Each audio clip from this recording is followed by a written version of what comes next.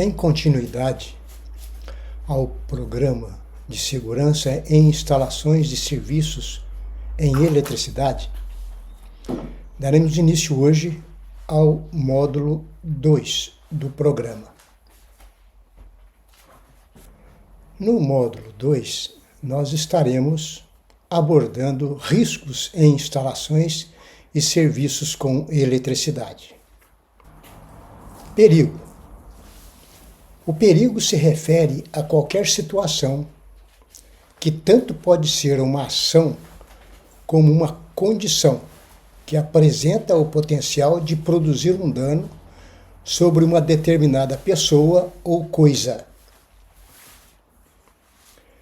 Condição insegura. Diz respeito às falhas no ambiente de trabalho que geram impactos na segurança, podendo ocasionar um acidente. Atos inseguros. São condutas nas quais os colaboradores se expõem aos riscos de acidentes do trabalho, correspondem ao desrespeito a um procedimento ou ordem, sendo responsáveis por muitos dos acidentes laborais. Perigo e risco. Vamos definir o que seja perigo e o que seja risco. Imaginem uma casca de banana. Perigo é a casca de banana e o risco é alguém escorregar nessa casca de banana. Se você remove o perigo, no caso a casca de banana, não vai haver a condição prevista de alguém escorregar na casca de banana. Então, para ficar mais claro, a casca de banana é o perigo em si. Se eu retiro essa casca de banana, eu eliminei o perigo.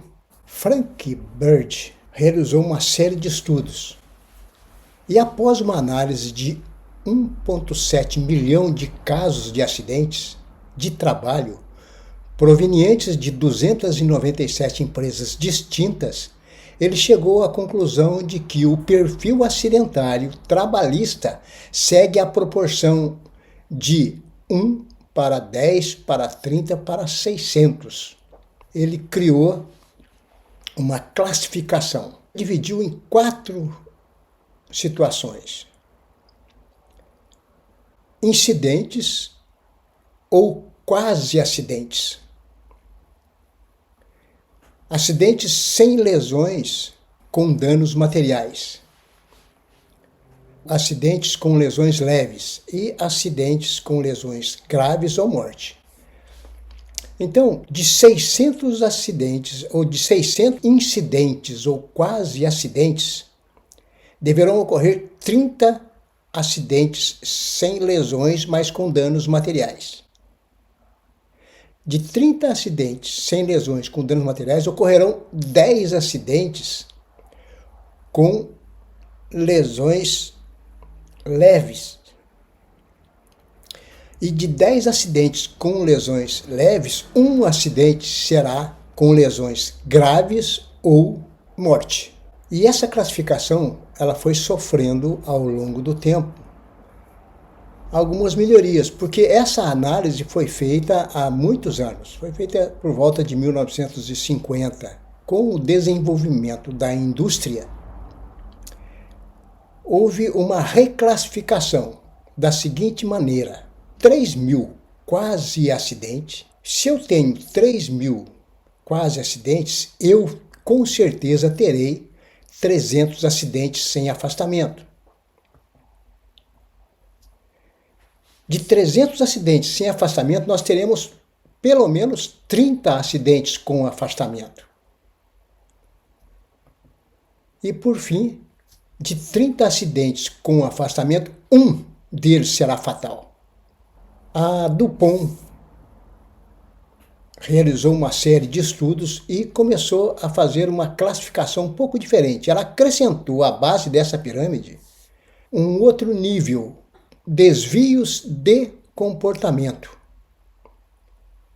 Ficou da seguinte forma: 30.000 desvios, 3.000 serão de quase acidentes, 300 serão de acidentes sem afastamento, 30 de acidentes com afastamento e 1 acidente fatal. Tendo conhecimento da pirâmide de acidentes, quais seriam as medidas de controle do perigo? O legislador criou uma sequência de exigências para resolver o problema do perigo. A primeira medida que deve ser tomada é a eliminação. O melhor caminho para controlar um perigo é eliminar o perigo.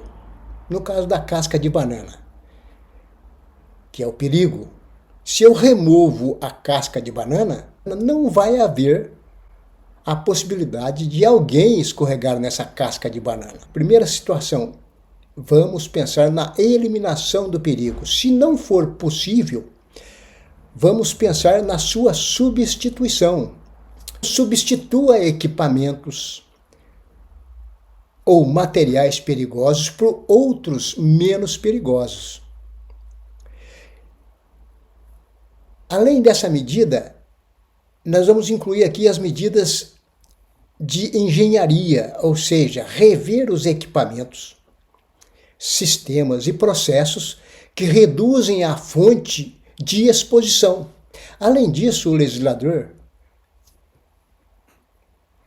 diz o seguinte: reduza a exposição, elabore padrões operacionais e planos de emergência. Então, além de todas essas medidas, nós temos que elaborar padrões operacionais, planos de emergência, ou seja, como uma atividade deve ser desenvolvida. E, por último, adotar o equipamento de proteção individual. Todas essas medidas forem tomadas e não foi possível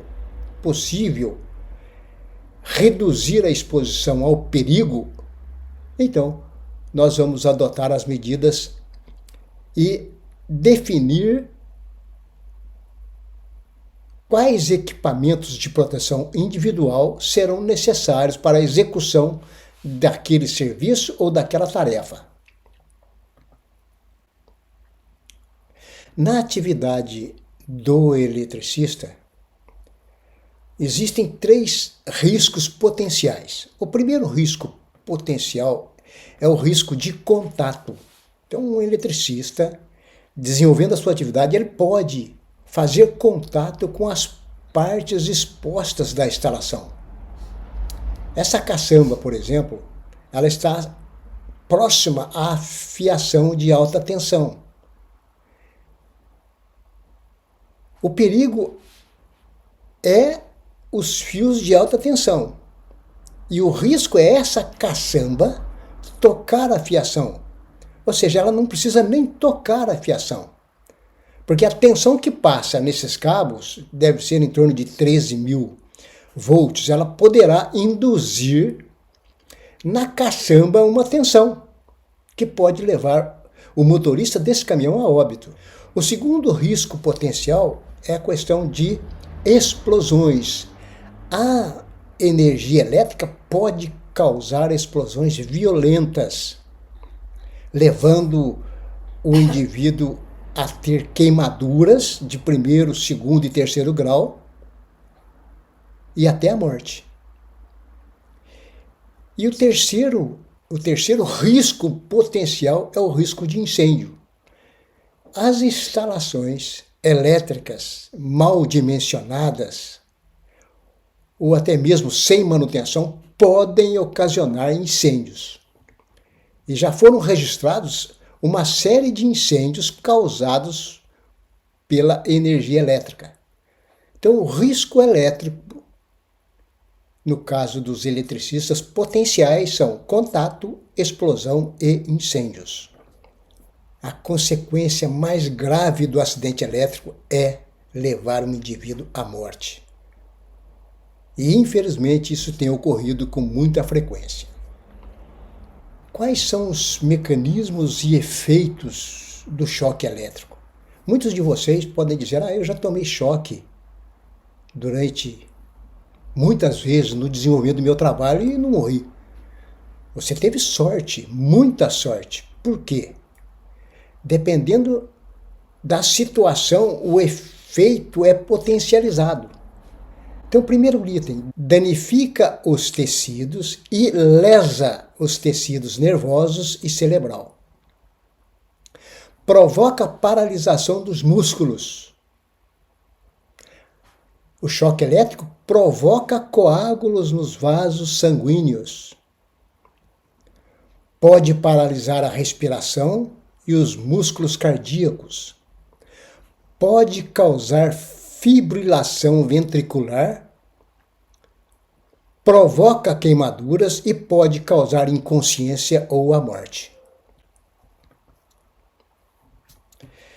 Essa pequena ilustração mostra um indivíduo tocando a parte viva de uma instalação. O maior potencial é o circuito energizado. E o menor potencial é a terra. Qual é o caminho da corrente elétrica? É do ponto de maior potencial para o de menor potencial. Então, ela vai passar através do indivíduo. E dependendo da maneira como essa passagem ocorre, ela pode passar saindo do ponto energizado até o terra, através do pé direito, ou ela pode fluir do ponto energizado até o terra pelo pé esquerdo. E nessa situação, que é a situação número 2, ela passa pelo coração desse cidadão. Então a consequência vai ser o quê? Fibrilação ventricular, parada cardíaca e a morte. A gravidade do choque elétrico depende do trajeto da corrente no corpo humano. Depende do tipo de corrente elétrica. Depende da tensão nominal. Depende da intensidade da corrente. Depende da duração do choque elétrico. Depende da resistência do circuito, depende da frequência da corrente e depende das características físicas do acidentado. A potencialização desse efeito, a gravidade desses efeitos, depende de todos esses itens. Esse quadro aqui ilustra os níveis de sensibilidade em micro e miliamperes. Veja bem, nós estamos falando de microampere. Microampere seria um ampere dividido por 10.000 partes. De 10 a 100 microampere pode levar um indivíduo à fibrilação ventricular em pacientes eletricamente sensíveis ou cateterizados. 1 miliampere, percepção cutânea. 5 mA, contrações musculares dolorosas. 10 mA, impossibilidade de se liberar da fonte de corrente, o limiar de não largar. 20 mA, possibilidade de asfixia, se o tempo for superior a 3 minutos e se o trajeto atinge o diafragma. 70 mA, fibrilação ventricular, se o tempo for igual a 1 minuto. 5 amperes, queimaduras, asfixia e fibrilação. Nós percebemos que a corrente elétrica não precisa ser extremamente alta para levar o indivíduo a óbito. Uma pequena corrente pode levar o indivíduo a essa condição. Esse quadro, eu reputo que seria um dos mais importantes de se ter conhecimento. ele define as chances de salvamento. Você está executando uma atividade num quadro elétrico, não está sozinho, porque o legislador não permite um eletricista trabalhando sozinho, e você se acidenta. Você inadvertidamente toca as partes vivas da instalação, toma um choque e entra em fibrilação ventricular. O seu companheiro eletricista, se estiver devidamente treinado e consciente, ele imediatamente vai te atender usando a ressuscitação cardiorrespiratória. Então, se ele fizer isso em 1 minuto após o choque elétrico, você tem 95% de chance de sobrevivência. E na medida que esse tempo vai aumentando, as chances de sobrevivência vão diminuindo. 2 minutos, 90%. 3 minutos, 75%. 4 minutos, 55%. 5 minutos, 25%. 6 minutos, 1%. E 8 minutos, 0,5%. E a estatística tem mostrado que a partir do 4º minuto, a possibilidade de salvamento reduz absurdamente. E os casos em que o indivíduo foi salvo, ele foi salvo, porém, com sequelas, e sequelas gravíssimas.